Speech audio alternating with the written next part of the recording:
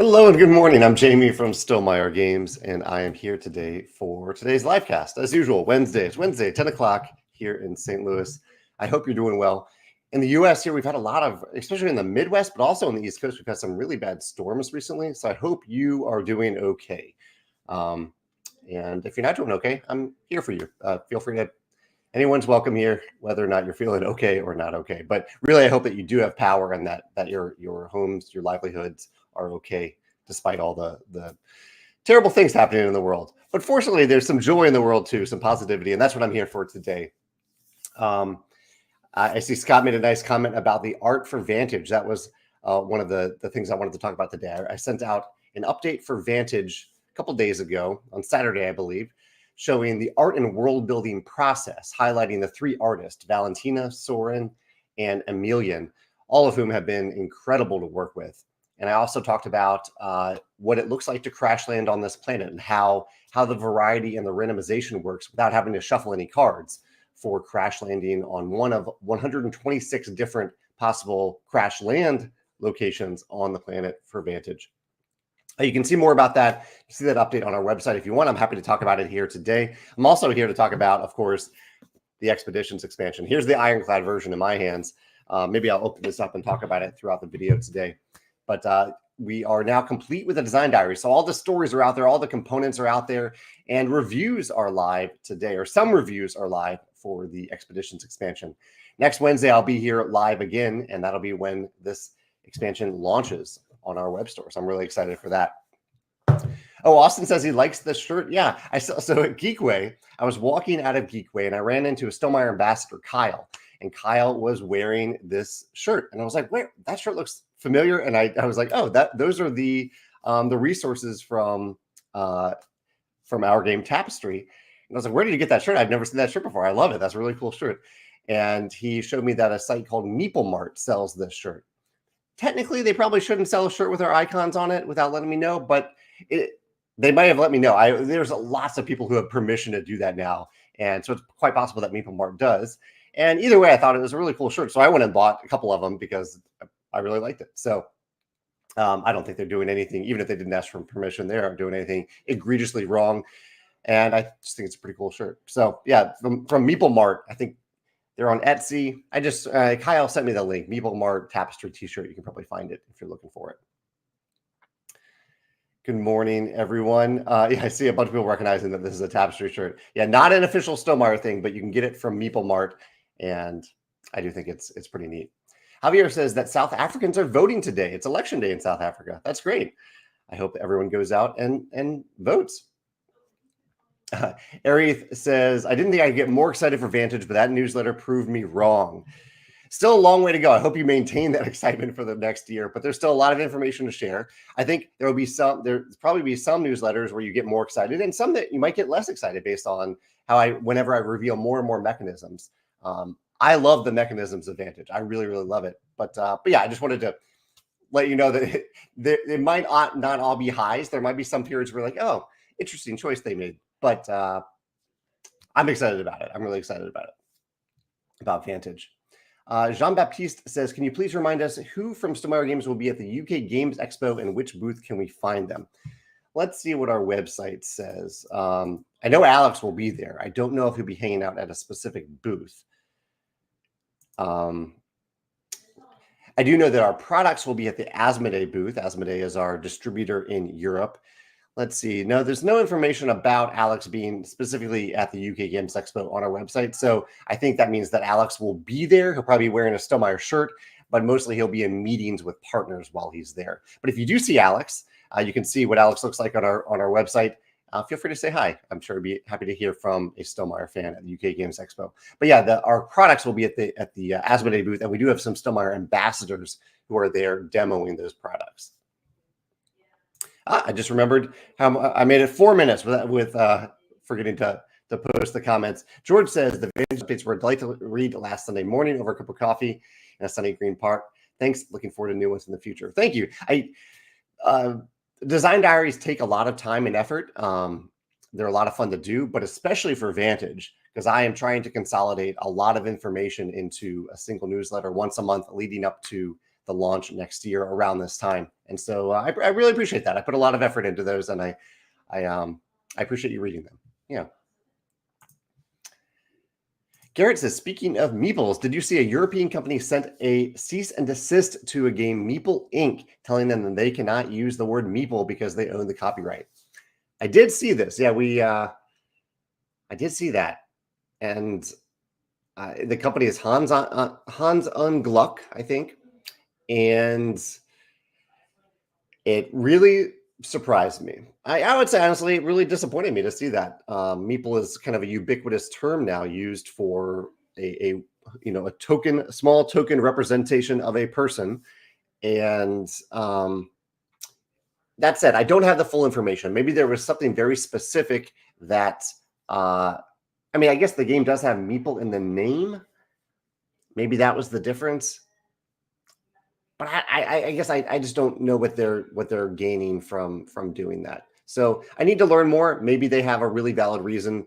But usually these types of trademarks or copyrights, is it copyright or trademark? One of the two. Trademark is about the name itself. Copyright is about the utility of it. The trademarks, at least, are usually there to prevent confusion. And I think most people have no idea that a company has the trademark for the term Meeple in Europe. So yeah, I don't know. That was very surprising to me to see, Garrett. What do you all think about that? Did you know that a company in Europe has, well, let me make sure I have the right information, if it's a trademark or a copyright. Let's see. Hans Gluck is trying to enforce their EU copyright on the Meeple term and shape. The term would be the trademark. The shape would be the copyright in this instance. Did any of you know that a company had the trademark and copyright to that in Europe? I had no idea. Joshua says, when designing expansions, do you try not to repeat similar designs from past games? For example, would you not do a Rise of Fenris style expansion for Expeditions because you've already done it? That's an interesting question, because I do try to do different things, but not necessarily. That isn't honestly on my mind when I design an expansion. When I design an expansion, I am thinking about what is right for the game. What are people looking for? What do I know about the game now that I didn't know when I designed it originally? And how can I make it better and more fun and or add to the experience? It doesn't always have to be like more or better. Sometimes it can be offering something new, like Viticulture World. I didn't design that, but that was something new that we tried with Viticulture. Rise of Fenris campaign style expansion. So no, I wouldn't say I look at past expansions. In fact, if anything, those past expansions inform my experience in terms of what I design in the future. Yeah, interesting question. Before I forget, let me make sure sometimes I forget to cover the key topics in the post. So I've already talked about Vantage a little bit. Happy to talk about that more. Expansion reviews are live today for Expeditions, or starting to be live. And all components in the expansion are now revealed. I'll hold some of them up while I'm talking today, just randomly. Here's the rule book. And Eastshade. Eastshade is maybe the more mysterious thing found in the title of today's live cast. I have been working through just 1 hour at a time, pretty much, playing games that I bought on Steam and haven't played. I'm holding up the dual layered maps that you can find in the Expeditions expansion.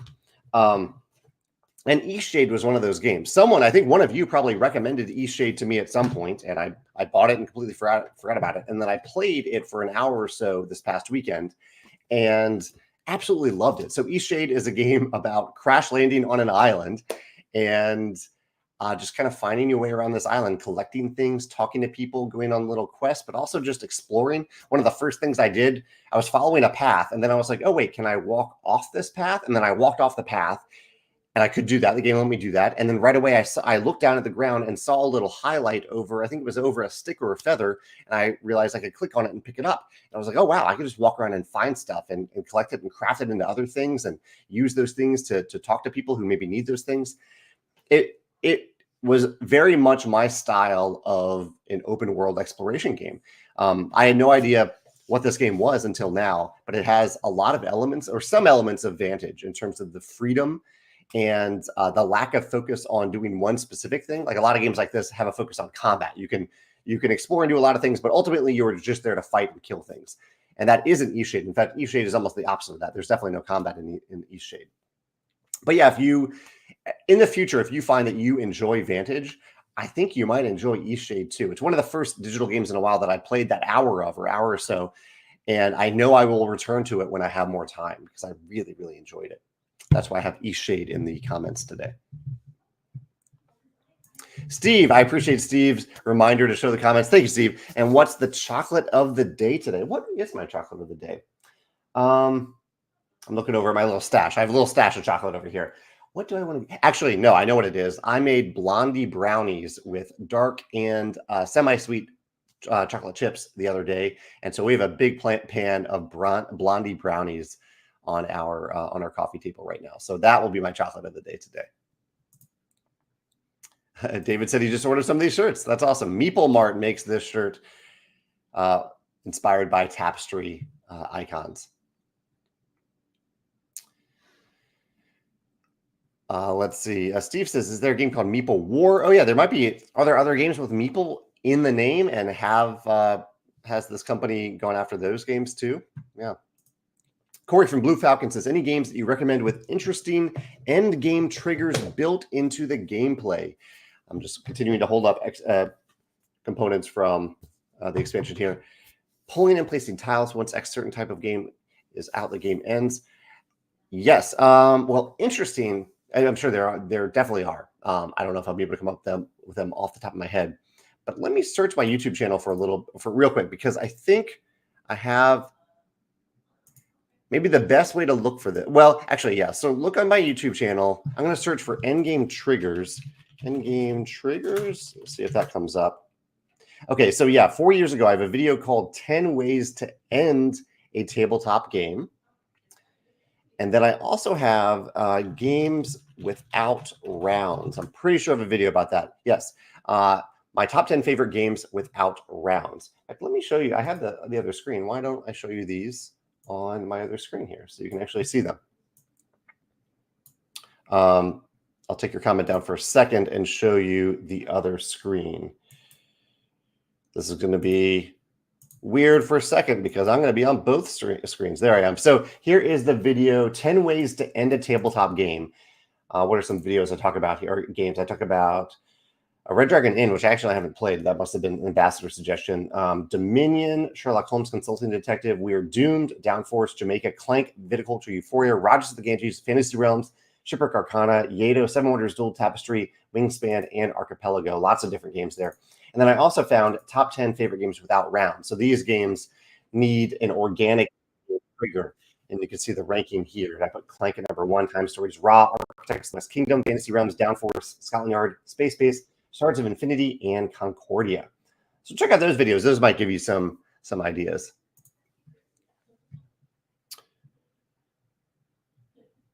Romaine says, when will the reviews for the Expeditions expansion be up on YouTube? Some of them are there now, actually.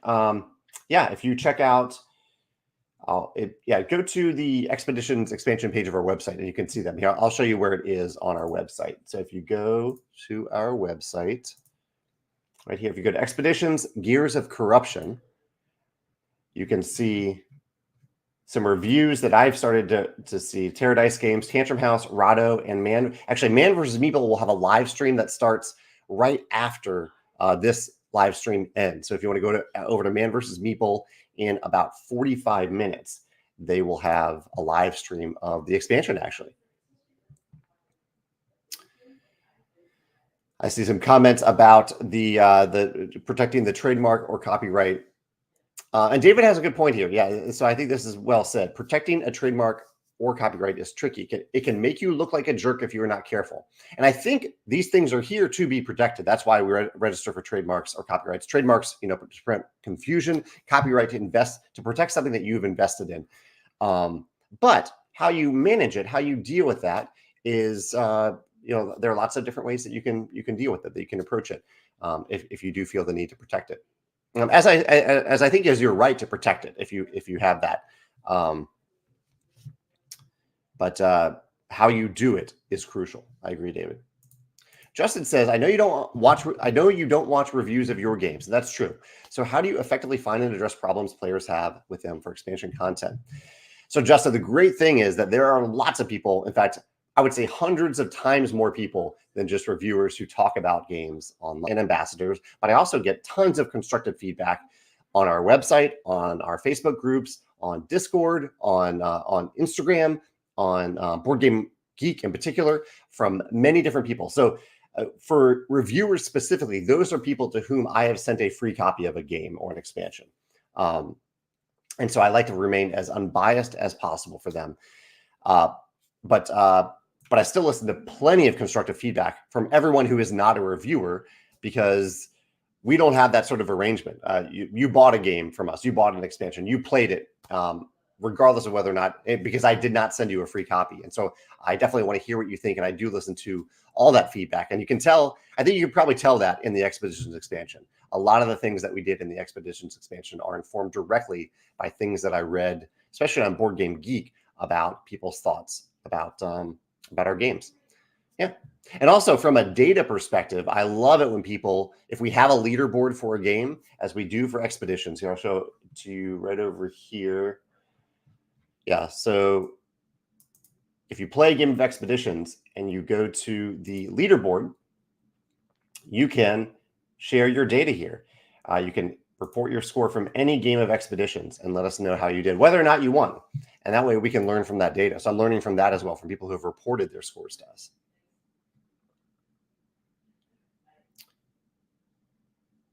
So Garrett was on the one that brought up the comment about Hans Gluck protecting their trademark of Meeple. He says, from what I read, they didn't come up with the term Meeple. A BGG or other user forum did, and then they trademarked it. Well, that's so the one instance, Garrett, I see of that being okay in my mind is if they want to, if they know that another company will be a jerk about it, and so they trademark it and just don't protect it, especially a ubiquitous term like Meeple. I think that is a great way to protect a ubiquitous term. To have it so that someone else doesn't feel the need to be a jerk about it, basically.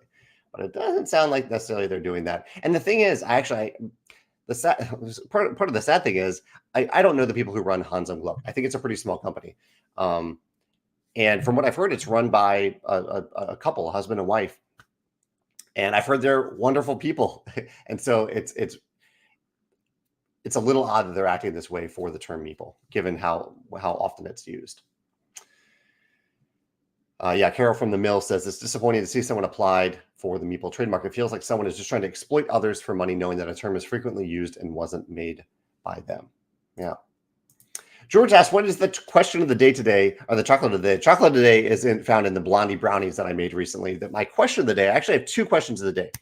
One is a little weird. I don't know if it'll make all that much sense, but basically I watched a video on Brandon Sanderson's YouTube channel the other day about the worst writing advice he's ever heard and his counter to it. And it's actually not a negative video. It's really a very constructive video. I was really impressed by how he and his, he had a co-host on this video talking about it. And I'd like to find a way to apply it to board game design and publishing. So I don't know, it's a kind of a weird question, but if you've ever heard really bad advice about writing or anything creative and you'd like to share it, I'd like to hear what that really bad advice was, and I'll see if there's maybe a counter to it in the board game space. So outside the board game space, outside anything creative outside the board game space.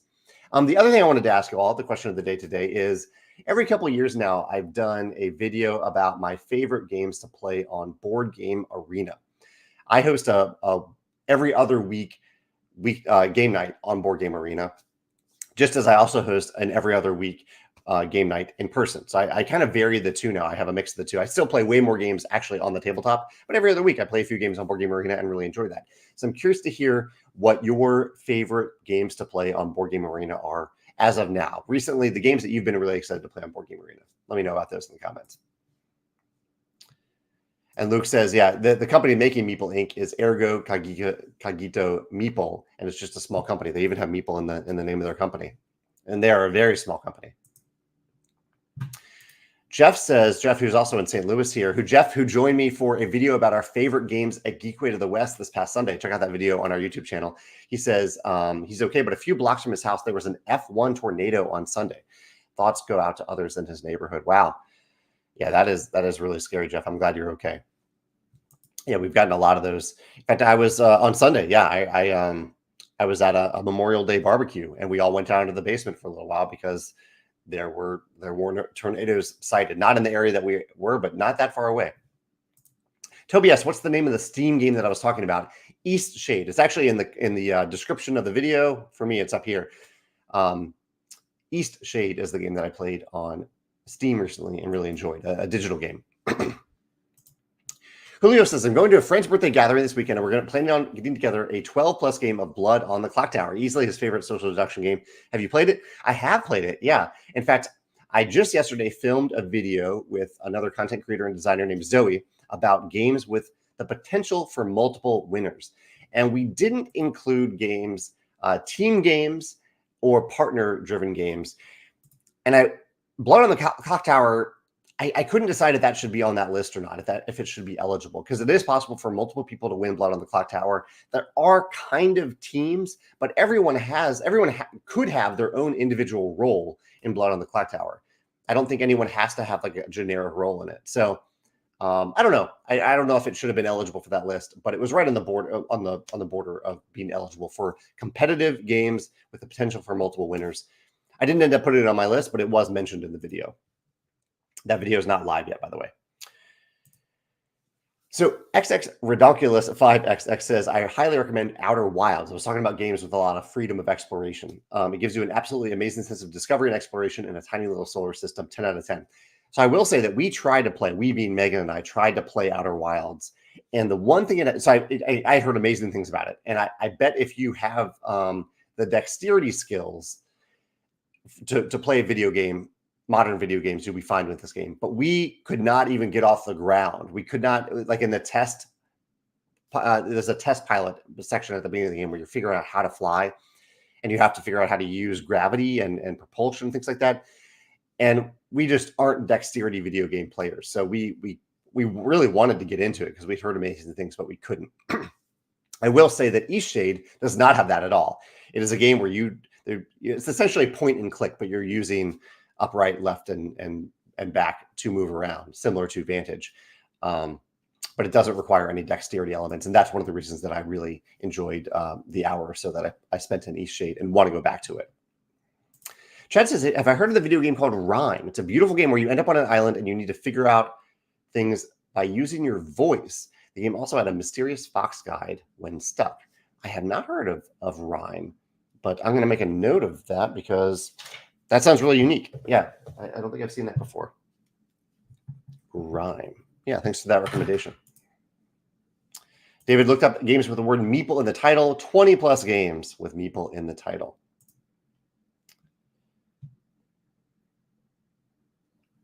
Let's see. Joshua says, I used the middle coins, but I let my son play with the cardboard coins while I was playing Expeditions with his nephew. I noticed the $1 coins don't have the centers punched. Is that an intentional difference with Scythe?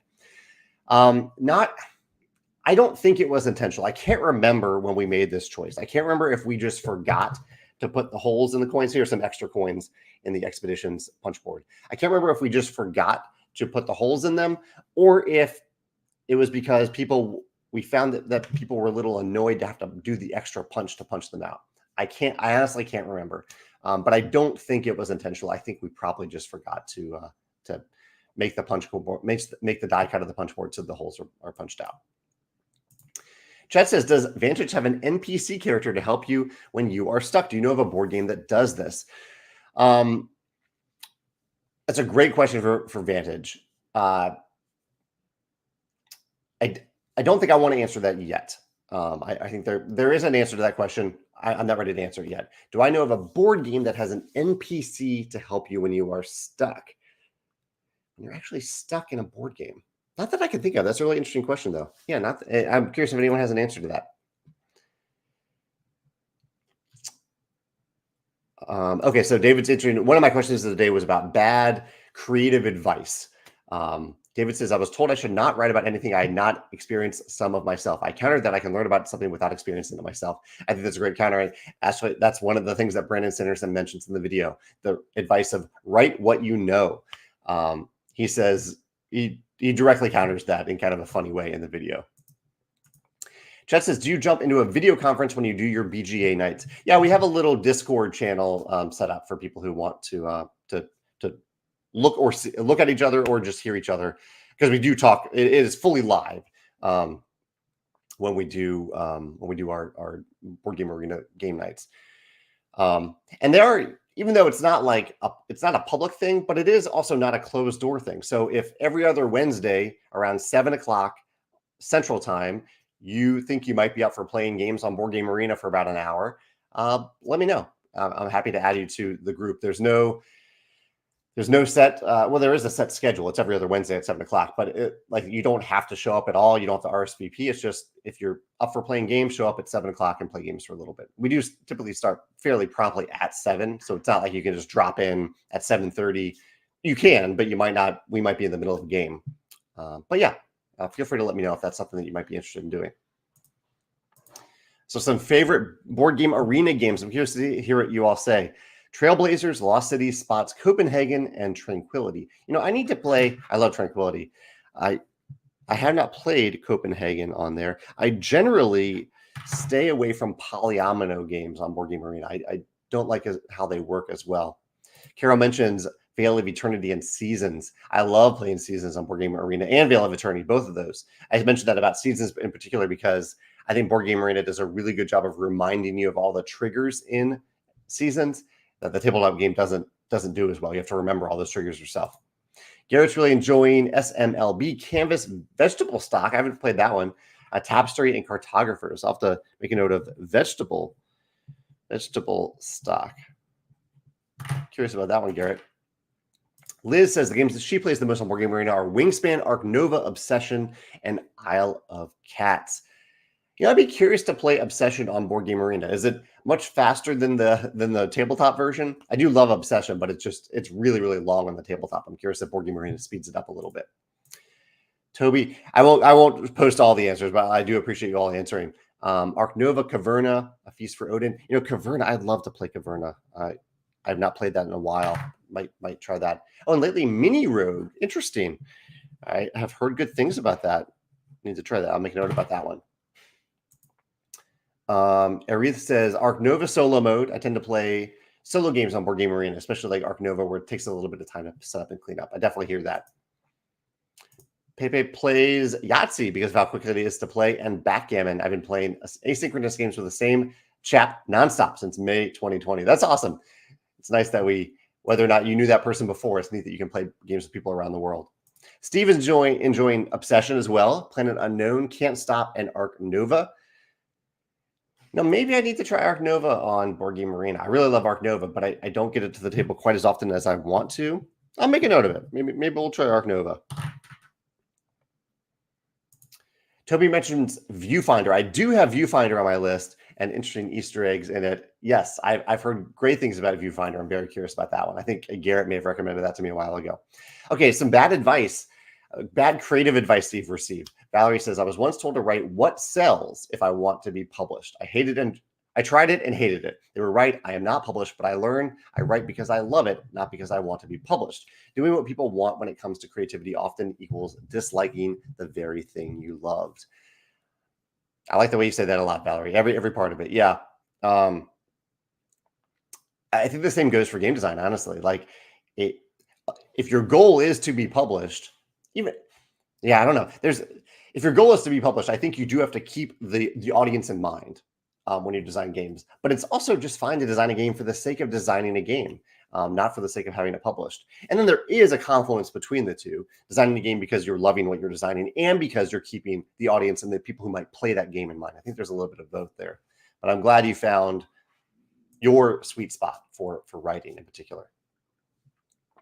Steve says City Skylines 1 or 2 is fun if you like building your own city. Dwarf Romantic is a fun tile placement games. I have played Dwarf Romantic on the tabletop, but I own the digital version, but haven't played that one yet. Jeff says he's looking forward to playing Mlem now that it's on Board Game Arena. Yeah, in fact, I don't think I've played it on Board Game Arena, but I would love to play Mlem again. Currently, he plays Tapestry and Forest Shuffle quite often. I do love Forest Shuffle and Tapestry on Board Game Arena. Jan Rico says, or Jan Rico says, is your tapestry shirt available in the store? So this is not a Stonemaier official Stonemaier shirt. This shirt is made by a company named called Meeple Mart. I don't know if they have permission to do it or not, but I like the shirt so much that I went ahead and bought it. So, and I wore it today to show it to all of you. So if you want the shirt, go check it out at Meeple Mart. I am wearing a small right now, and this is kind of the I think it was a heather green or heather olive, heather green. I really like the color actually. And yeah, it's a small on me. I'm around 5'10" if you need to compare your measurements. Luke says the worst advice he's gotten is you shouldn't create when you're in a negative mood or you're going through something. It makes sense in some ways, but a professional has to work. Yes, actually, that's something that Brandon Sanderson goes into in the video as well. The idea of, what does he talk about? Right. Oh, yeah, I think it's something like write only when you have the muse, something like that. And he's like, no, like, this is my job. My job is to write. I have to figure out how to do that, whether or not I have the muse. And the other guy that was with him who was talking, he mentioned somebody else who said that he had another full-time job. His full-time job wasn't writing, but he wanted writing to be part of his job. And so he had basically a half hour every day that he could write. And that was the only time he had to write. And it didn't matter if he was in the mood or not.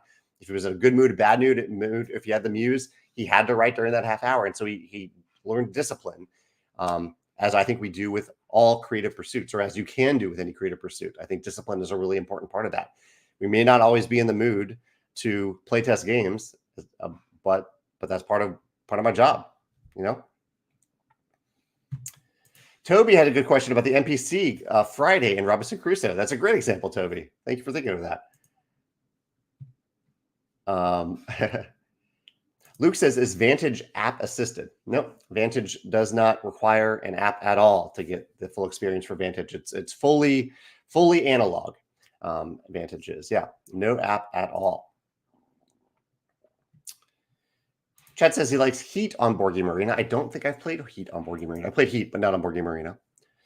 Oh, Garrett's talking about vegetable stock, I believe. It takes literally 5 minutes to play. Could easily play 3 to 4 rounds quickly. Yeah, we'll have to try that maybe at game night tonight or in the future, Garrett.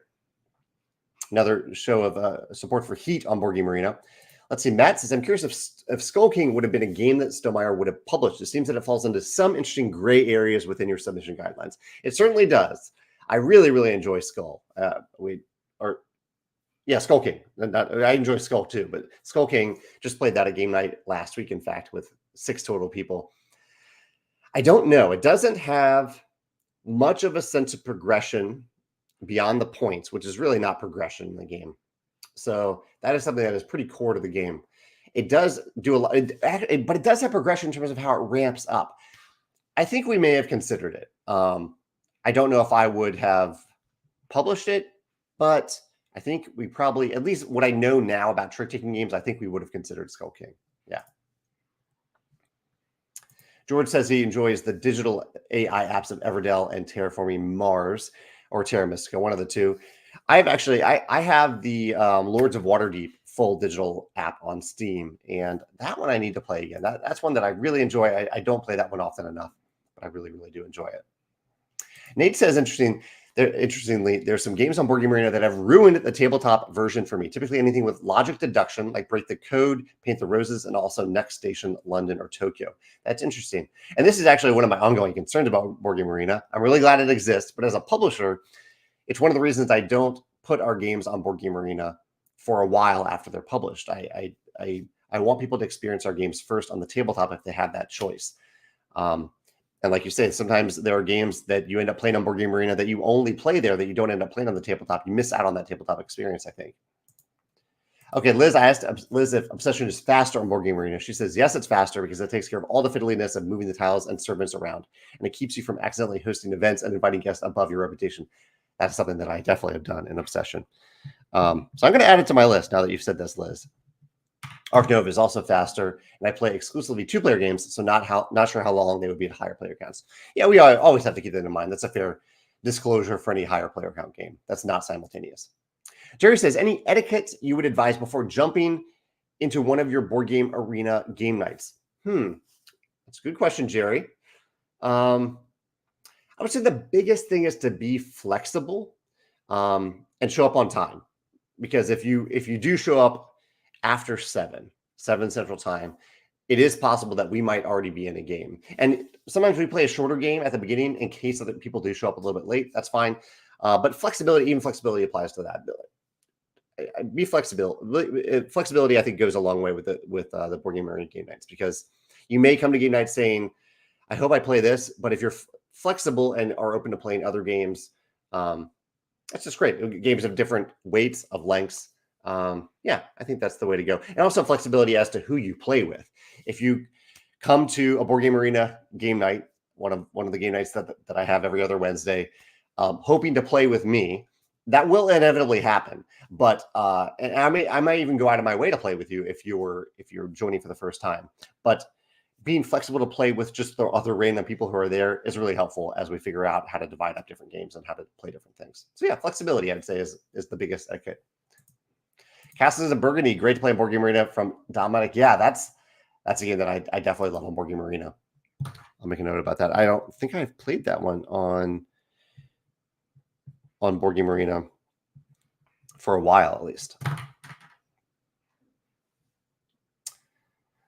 Let's see. Ian says, bad advice. Write until you get tired. So bad. Set a word count and write to it. I like that. Have a preset limit, a preset goal. I've never actually heard that, to write until you get tired, but that's interesting. Sean says, a common live music piece of wisdom is don't overplay. You'll lose your draw, your audience. This is interesting because I don't know a lot about music advice. He says, but people don't explain that until you have a draw, you should play lots to get good enough to gain one. That's really interesting. Don't overplay. You should get lots to get good enough to gain. Yeah, I like that. Play a lot and figure out who you are and who your audience is. I like that a lot. Board Game Arena for Steve. He says, Splendor Duel. I have not played Splendor Duel on Board Game Arena, but I do love Splendor Duel. We don't often split. Usually at the board game night, it's rare that we'll split into twos. But it does happen. 7 Wonders Architects, Evergreen, and Azul. Great picks. Didi says, International Tabletop Day is this Saturday. Do you have any plans to celebrate? I'm attending the Evergreen Tabletop Expo in Renton, Washington. I'm planning on playing new to me games all weekend. That's awesome. I don't have any specific plans for Saturday, but we will be playing games on Saturday, of course, because it's International Tabletop Day. So yeah, thank you for the reminder about that. Some games that I have played recently that were new to me. 2 were digital. One was Eastshade, that I mentioned in the comments here before, and Donut County. Donut County is a game about where you are a whole and you are just swallowing things so you can get bigger as a whole and swallow bigger things. That's the game. Really interesting concept. I also played Tokaido with the Crossroads expansion recently. Played No Thanks, On Tour, Blob Party, and Skull King. We kind of had a filler game, a shorter game night last week at Game Nights. Yeah, and the other things I was talking about in the video today, I'm looking at my topics, were the Expeditions expansion. Oh, I can show you the metal mechs. There will be a metal mech version and a plastic mech version of Expedition. Here are the metal mechs in the Expeditions expansion. Now I'm going to lose my focus. Oh, it came back. Good. And of course, the hero workers, the new gold hero workers, big pile of cards in the game, and some new tokens for a 6-player if you want to add a 6-player, or just want to play green. Totally fine to just play green. We have the new corruption tokens valued at 2 instead of higher numbers. And then in the standard version, there will be 1 green base snap. But in the Ironclad version, we're replacing all of the class with ones that we think will work better and will stay on mechs better. So, and you'll get the in the Ironclad version, you get the Silicon versions. I will say, if you have the standard version of Expeditions, I would greatly prefer, it's up to you, but I would greatly prefer if you get the standard version of the expansion, the plastic mech version of the expansion, because we never really know how many people are actually going to buy these products in the first print run. I'm hoping that we have enough metal versions for those who have the Ironclad version of Expeditions. So if you have the Ironclad version of Expeditions, you're probably going to want to get the Ironclad expansion. But if you have the plastic version, the original version of Expeditions, I would prefer if you get the plastic version of the expansion. And if you still want all the metal mechs at some point, all 7 metal mechs, or maybe just the original 5, I haven't really decided what we're going to do there. But if you want the metal mechs at some point in the future, probably all 7, on our web store, fill out a back-end stock request for the ironclad version of Expeditions, the core game of Expeditions. If we get enough requests there, we will make a set of the metal mechs for people to buy just the metal mechs and apply to their games. Yeah. I guess we'll make the base snaps with them too. It'll be the metal mechs and the snaps. Ray says, Gears of Corruption. It seems that the expansion primarily addresses issues that many players had with some elements in the base game, worker scarcity, maps, etc. Does the change of these things in the expansion result from the initial complaints and feedback? Certainly from, I remember that you urgently encourage people to try different strategies and not be overly reliant on workers at the start. So some of the things that we did add to the expansion are to counter the perception of first player advantage in the game. And perception is a key word there, because I still think it was a little overblown. And the data indicates that too, that the perception is not entirely in line with the data of who is winning games of Expeditions. So, however, perception is important and valid. And so that's one of the things I learned by reading a lot of the feedback, that the perception was that going earlier or going first in Expeditions is a pretty big advantage. And so we wanted to counter that perception with some new mechanical aspects in the expansion. Stace of Spades, I like that name. What is your opinion on thematic music playing in the background while playing a game such as Scythe? I love the idea of it. I usually forget to do this when I'm playing a game, unless I'm playing a really thematic game like Scythe, and then sometimes I remember. But I am a fan of it if you have good thematic music to play. I think Mellow Dice is a service that you can pay for that has special music. We also put on SoundCloud. We put the Scythe music on SoundCloud, the Scythe digital soundtrack, so you can get that on SoundCloud as well and just play that in the background. I think that's linked somewhere on our website, maybe under, I don't know where on our website, somewhere under Scythe for our website. Yeah, do other people do that? Do you, when you play a really thematic game, do you have specific music for that game on in the background or not? And usually, honestly, I forget, but I wish I remembered a little bit more when playing thematic games. Chad says, I found when I'm drawing or digital art that my work is better when I'm in a bad mood. That's interesting. Maybe it's me, but I think it's better. I think it's because having a creative outlet makes me feel better. Creative therapy. I like that. Get your mind off other things and focus on the creative aspect. I like that. Luke says, on Board Game Arena, do people get mad at you if you don't know the game well? We really try to keep it light and positive in our Board Game Arena game night group. So no, I haven't seen people get mad in that group. I think the only thing Jerry asked for things to keep an eye on. I think in addition to flexibility, keeping an eye on how long you're taking on your turn can impact things as well. So if you don't know the game well, I don't care about that at all. But if you take 10 minutes to take your turn in a game that you know or don't know well, because we're playing live and not asynchronously, that does impact the experience for all players at the table. So I can get a little frustrated when that happens, but I'm on a computer. I can look at my other screen and do something else if someone's taking a really long time on their turn. Jeff says he agrees that flexibility is important in the Board Game Arena group. Everyone there is willing to teach if it's a game you don't know. That's true, yeah. And it's also nice and helpful if you. So we're happy to teach you. I learn games from other people, and it's great if you know a few games on Board Game Arena that we don't know and that you're willing to teach us. So again, it goes both ways there. Stace of Spades. Oh, sorry, Stace. I answered that a second ago. Sorry, I missed it before. I'm catching up on questions here.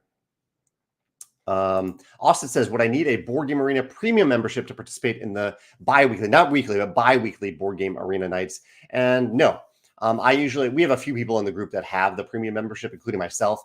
And so I usually host at least one of the games. Sometimes we have a big enough group that we have multiple games, but I host one of them. And so no, you don't need the premium membership. Although I do think it's worth it. I think the premium membership, given that it's only like a few dollars, I think you get a lot of value from it on Board Game Arena. Let's see.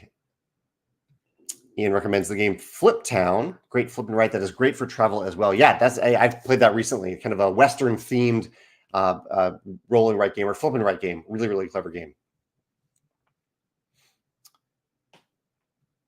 Steve says he's heard too many bad experiences with people who are losing on Board Game Arena, quitting games, or griefing opponents. I think that does happen with random strangers in asynchronous play, unfortunately, but that never happens at our live in-person Board Game Arena game night. I've never seen that happen. Yeah. I think that is, I don't know, part of the difference between playing face-to-face with someone versus, which we do when we play on Board Game Arena, versus playing asynchronously, not face-to-face with a stranger. Arith mentions Space Base. The Space Base is one of my favorite games on Board Game Arena. I'm going to make a note about that because I love Space Base in general, but it's a lot of fun to play on Board Game Arena. Disease Des, I don't know, Desi Des. Will the Ironclad expansion be at Gen Con? It will be, yeah. I don't know how fast it will sell. Hopefully it will sell well at Gen Con, but it will be at Gen Con at our booth at Gen Con. Yeah, absolutely. So we are saving some copies for that purpose, even though it'll be on our web store next Wednesday, June 5th. George says, the Ironclad edition will never have a second printing. I'll never say never about something. If there's enough demand for something, we'll make it. But there's enough copies of Expeditions in the wild now that I don't think we need to make a fully devoted Ironclad box. So, yeah, I think if we make more metal mechs for Expeditions, it'll be just a metal mech set that someone could add to their standard edition of the expansion and the core game. Yeah. Oh, Corey has a comment about CharCon coming up July 12th through 14th near Charleston, West Virginia. He says Travis Reynolds from Queen Games is the one who runs it. I'd love to get in a game with anyone visiting. Thanks for mentioning that, Corey. That's awesome. July 12th through the 14th, so a few weeks before Gen Con. I can say that Corey is a wonderful person to play games with. I got to play some games with Corey, including disc golf at Geekway to the West this past, or 2 weekends ago. Steve says, I taught for and played his first game of Apiary last night and absolutely loved it. Thank you for playing Apiary, Steve. We had 3 and heard it. That's better player count, so workers get bumped more. Yeah, they do get in games with bumping, including Euphoria, Apiary. It is a different experience at higher player counts where you're bumping each other a lot more. But we do have fewer worker placement action spots. We have 2 sides of the board in the Apiary. So 4 and 5 gets their own side of the board. 1 to 3 gets their own side of the board as well. Encourage more bumping even at lower player counts. Oh, David says that Board Game Arena has music tracks that can be played while in games. I didn't realize that. Or maybe I just permanently had that turned off. I don't think I'm weird about sounds. Like I don't listen to music when I'm working. I like silence when I'm working. And so there's probably some games where I don't want sound on in the background, but some thematic games where I do. I think it's for those thematic games where I do want it on in the background. Toby says there's plenty of YouTube playlist as well, and Spotify has a side playlist according to the chat. That's great. I didn't know about that. Toby does it for tabletop RPGs. Damon J plays relaxing Japanese music when playing Japanese games. I like this. Different flavors of games with different types of musics. Rocky says we always have music playing while gaming, including changing tracks depending on the active game. That's cool. I didn't know this many people did it. Question here about, speaking of Stonemeier's guidelines, do you have any design ideas that don't fit those guidelines and that you've thought about going to different publishers to get the game out? Not really, no. I mean, I have ideas that definitely extend outside of our guidelines, but I don't end up working on them typically. And part of it, it is kind of a contract thing. I don't know how big of a deal it is, but in my contract with Stonemaier Games, as the president, the lead designer, lead marketing, all that stuff that I do, in there is the idea that I'm going to focus my time and effort on Stonemaier Games. That is my commitment to the company, that I'm here to focus on Stonemaier Games and not on anything not related to the company, anything that doesn't move the company forward. So me spending time and energy, creative time and energy on a game that I know that Stonemaier Games won't publish or can't publish is not something I would spend my time on. There are very rare exceptions to this, where I spent a little bit of time designing like a fan module for Gloomhaven back in the day to kind of show that Gloomhaven has the potential to be a game that isn't just about fighting and killing all the monsters. I would say I did that in my spare time, though. That was not something that I did with Stonemaier Games. And really, anytime I spend my creative time on something that is not for Stonemaier Games, that is creative time that I could be spending on Stonemaier Games. So I really try not to do that in general. Yeah. Suzanne says her family has always joked about creating soundtracks for specific games. For example, I Shot the Sheriff and Renegade for the game Bang. Oh, I like that. So that could go into that category of like Spotify playlist for games that for songs that already exist. George says, how do you come up with a name, or how did you come up with a name for Gears of Corruption? That was when I tossed around some words I liked and kind of mashed them together, and that's where I came up with that name. And maybe now a future expansion will also be titled X of X, and that's true. We could follow a pattern if we do another expansion for expeditions, similar to how you kept the running theme with the Tapestry expansions. Yeah, that's true. Yeah, we have the alliteration theme for Tapestry expansions. Sometimes it changes. Like Viticulture has a bunch of expansions that have no cohesive names, but I do like having that rhythm, that pattern. When naming a series of expansions. So Garrett points out that at our board game arena, there are times where, yeah, we learn a game on the fly. This goes back to flexibility, that sometimes we're all like, oh, this is a game that intrigues us, but none of us know how to play. Let's learn it on the fly and learn it together. And we're going to be flexible about this, knowing that none of us are going to dominate this game. Or if we do, it's surely by accident, because none of us know how to play that. But we're flexible to that experience of learning the game together, which is pretty neat when that happens. Joey says, have I ever tried any games from the Southeast Asia countries like Malaysia, Singapore, Indonesia, Philippines? I'm sure I have, but I don't always know where a game originates from or where the designer originates from. So what are some of your favorite games from publishers or designers in those areas? Let me know, and I'll let you know if I played them. Jerry says, it's wonderful to see 3 artists collaborating in the world building. How much freedom did you give them to maintain their own visual art styles? Well, we started out with Valentina's art style. And so from there, at least for the locations, we really needed to find an artist that echoed Valentina's art style. And Soren's concept art style does echo well with Valentina's style. So that worked out well.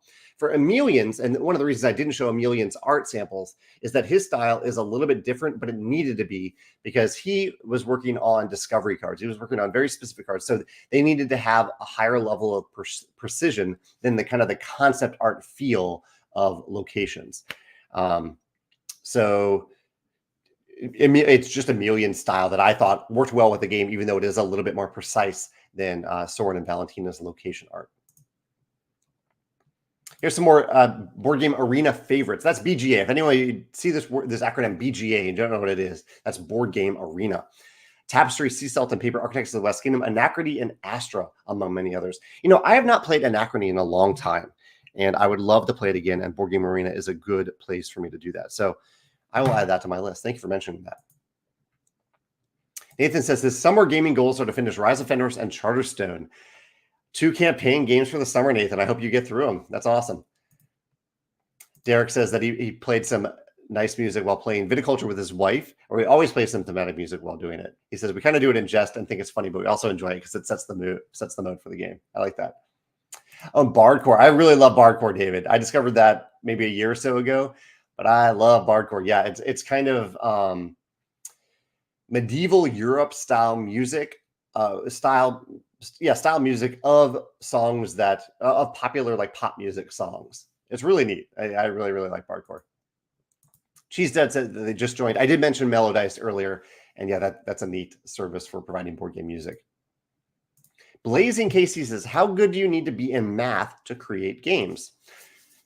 I don't think you need to be great at math to design games, but I think you need to be aware of math and at least decent at creating a spreadsheet often to work on the balance, or at least be willing to have a formula in your game. If you have a game where you have coins and victory points and wood, then you should probably know how much the basic formula for like 1 coin is worth, or let's say like 3 coins is worth 2 wood, which is generally worth 1 victory point. Having that model, that formula in mind, I think is really helpful, because that way you can show players what the standard cost is. I mentioned earlier, Lords of Waterdeep does this really, really well. On the board, they show the standard value of everything in the game. And then that gives the game a way to break away from that and show players other ways to get those resources at other value propositions through the buildings and through the cards in Lords of Waterdeep. So being aware of the math, I think, is helpful for board games, but I don't think you need to be a math expert or a mathematician by any means. Chad says, Gears of Corruption is an epic name. Thank you. Yeah, I was going for an epic title there. Corey says, for the contract with Stonemaier Games, is it common in the industry to have those types of restrictions for employment? He saw a designer on TikTok, Mondo, who got hired on as a full-time developer with the op. Mondo is awesome, by the way. He's attended Design Day the last few years. and now he cannot attempt to get any of his designs published while employed with them. That's interesting. It is, I would say I have seen that in contracts before, where employment is somewhat oddly tied to the game designs. But I think usually that's set to differentiate your services as a designer versus your services as an employee of a company. So I have seen that in some employment contracts. As for me specifically, I think it's something that we put in our operating agreement a long time ago to kind of, especially when we started to have shareholders of Stonemaier Games, to kind of reassure them that Jamey's focus is going to be on this company, because I think part of what they're investing in is me. I'm part of it. So they're investing in a lot of different people now who do amazing things at Stonemaier Games, but part of that investment is in me, and so they want to make sure that I'm focused on Stonemaier Games.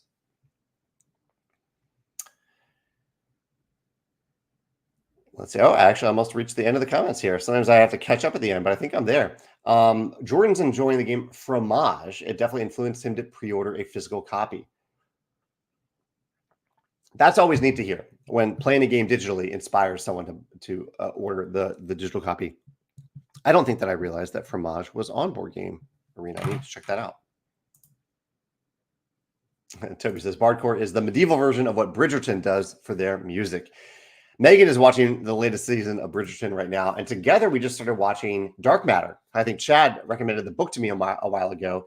We're watching Dark Matter on Apple TV right now after finishing Fallout a couple days ago. We're also watching Top Chef. We watched the Survivor finale last week. Watching lots of good TV right now. Top Chef is winding down. Only a few episodes left in Top Chef. We love Fallout. And Dark Matter so far has us intrigued. I have read the book, but I kind of forgot what happened in the book, so I'm enjoying the show with fresh eyes. And what is our lunchtime show? Or we're watching the Big Door Prize, also on Apple TV, as our lunchtime show right now. I'm also reading. What am I reading right now? I just started Chain Gang All-Stars, which is a little bit like Hunger Games with some important commentary, I think, about the modern prison system. So this is a dystopian science fiction book in the future that talks a lot about what our the impact of our current prison system, at least in the U.S. in particular. That's called Chain Gang All-Stars. That was recommended to me by my friend Miles, who also loves dystopian fiction. I'm really enjoying that so far. Jean-Baptiste says, Richard Ham in his review explains that you start the game in second gear and progress much faster than in the base game. I think that's an accurate description. I like that. I hadn't thought about that type of gear in the game, but that makes sense. Chad says, have I ever played a game that you had to immediately go out and buy? I think you're saying buy. Played a game that I had to immediately go out and buy. I'm sure I have. Although so many of my games I pre-buy. I buy them and then I have them, and I'm deciding whether or not I want to keep them. So I'm trying to think if there's a game, at least maybe I'm thinking about this on Board Game Arena. Is there a game that I played on Board Game Arena where I knew I had to buy? Forced Shuffle? No, Forced Shuffle. I think I played that on the tabletop first. I don't know if I've had that happen. I think it's likely. I played a lot of games on Board Game Arena, but the problem that I've run into on Board Game Arena is once I play it on Board Game Arena, I'm like, oh, I can just play this on Board Game Arena. I don't need to buy it, even though I know the tabletop experience is probably better for most of these games. So off the top of my head, I can't think of one. And it makes me wary as a publisher, even though we do put our games on Board Game Arena at Stonemaier Games. We after they've been released for a few years. Garrett's loving Dark Matter as well. Anthony says, I saw this post on Board Game Geek that I thought was interesting. Which board games would you save in a fire? If our condo was burning down and I had to, like, I don't know if I would grab games, honestly. I might be focused on other things, including Megan and my cat. But if I had the wherewithal to grab some games too, what games would I grab? I don't know. It's a fun question. I don't know off the top of my head. It might be one of my games. I don't know, because I have many of like the original first printing copies of Stonemaier Games. So maybe one of them. I don't know. Yeah, it is a fun question. I think I like the desert island version of this question a little bit more. Like if you could bring a few games to an island and those are all the games that you could play for years and years, what games would those be? It's a kind of similar area of that question. Tim says, what did you think of the Survivor finale? I know maybe not everyone has watched this, so I don't want to spoil anything. I thought it was very entertaining, as any Survivor finale is. I am happy for the person who won. I'm happy for them to get the money. And there was something that happened in the final tribal council. I did not think it was the best tribal council for the jury. I thought the jury, I think they made some mistakes in some of the questions they asked and the way they asked those questions. And in terms of one of the votes, I thought was out of spite, no matter how much that person convinced themselves that it was something else. But I like juries who really try to focus on selecting the person who played the best. And I think part of the responsibility in Survivor is for that person to present why they played the best game. But sometimes in the jury, they know who played the best game. Like they have a firsthand experience of who played the better game. And they choose to vote based on something else, oftentimes versus spite, whether or not they're willing to admit it to themselves. And I think that happened to one particular person in this year's Survivor finale. I respect that person's decision. I fully know that they have convinced themselves that they voted for a different reason. But I think there's some spite in there that they're overlooking, and hopefully they have. I don't know. I feel bad for the person who didn't win because of that. Yeah. Those are my thoughts. That's my hot take. David points out that many games even get the math wrong. I was talking about math earlier. Yeah, that's true. They do, including some of my games, I'm sure. Cheese Dud says, regarding playing digitally, then buying a physical copy, my friend and I played an entire campaign of Deliverance on Tabletop Simulator and then bought a copy. That's impressive. I would not put the entire campaign of a game on any digital platform, but that's pretty cool that you still bought a copy after playing the entire campaign there. Question here about I like designing prototypes for games, but I'm not good at drawing or illustration. Two completely different skills there. That's why publishers hire artists to illustrate games. Is there any software you or anyone in the comments knows that makes it at least a slight bit easier? There's definitely a software for this, Illustrator, Photoshop, things that you can use to illustrate games. I think there's one that's like really, really user friendly that I'm blanking on the name of right now. But my number one recommendation is don't take that on yourself. If focus on the design part and focus on finding a publisher who will hire an illustrator, or if you want to self-publish, if you're into designing and running a business, if both those things sound really appealing to you, hire someone who is really, really good at art, whose art you love, to do the art for your game. I think that's you don't have to do everything, and you probably can't do everything as well as the consumer deserves. So find the artist that your customers deserve. Is my tip there. Robert says his excitement for Gears of Corruption is only exceeded by his anticipation for the apiary expansion. Can you give us a tiny nugget of info about the apiary expansion to hold us over? I'll say that it fits into the original insert, just like the Expeditions expansion does. Yeah. Almost out of time here today, actually a little bit over time here. Let's see. Jan Williams says, what's your take on the pricing strategy that Devere Games have recently undertaken with the games like the White Castle selling only in the region of $30 or euros? Would you consider doing this at Stonemaier Games? Absolutely. I mean, at Stonemaier Games, our goal is to publish games for the best value for what we're asking you to pay. That's always what we ask, or what we try to do. So aiming for a certain price amount is game dependent. And I think we'd sacrifice a lot of things if we only said, okay, we're only going to charge $30 for our games. We'd lose so much in games that could have so much more in them. But yeah, we're always looking to keep prices down and keep the value high for our games. Absolutely. Nathan said he just finished Red Rising. I'm glad you're enjoying that, Nathan. That's awesome. Chad just watched The Bear and learned that season 3 comes out soon. That's true. Yeah, I'm really excited about season 3. I'm glad you enjoyed The Bear, the TV show The Bear. Let's see. I'm scrolling really quickly here just to see if there's anything that I missed.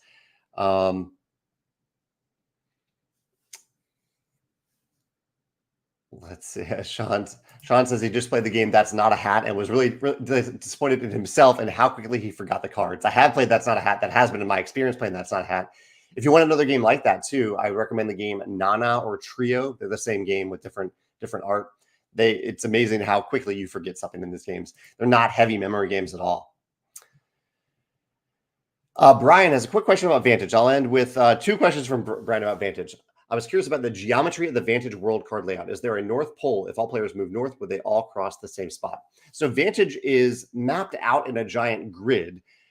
And that way you can walk all the way around east to west or north to south. You can walk all the way around the world. It is a globe, though. And so that means that some of the locations are farther from other locations than others, because in the end, they are tapering up to a point. But in terms of the gameplay, it is just a grid, a wraparound grid that goes both ways.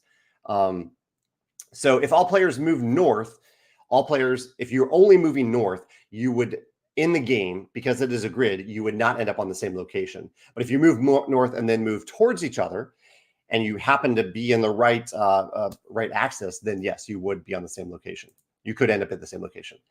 Is east-west distance the same for a player in the northern hemisphere as for a player at the equator? In terms of the game grid, yes, it is. You are always within a grid of the game, but thematically, it does taper into a sphere thematically. Locations are different distances from each other, so that happens. But mechanically in the game, you can walk completely around the world north to south. You walk completely around the world east to west. So you are not tapering as you move in the game. Yeah. And I will say it's been interesting to see some people who get a little fixated on that, which is interesting. I totally respect that. But the grid is really important to the game. And I think once you land on the planet, you will not be thinking about the shape of the planet.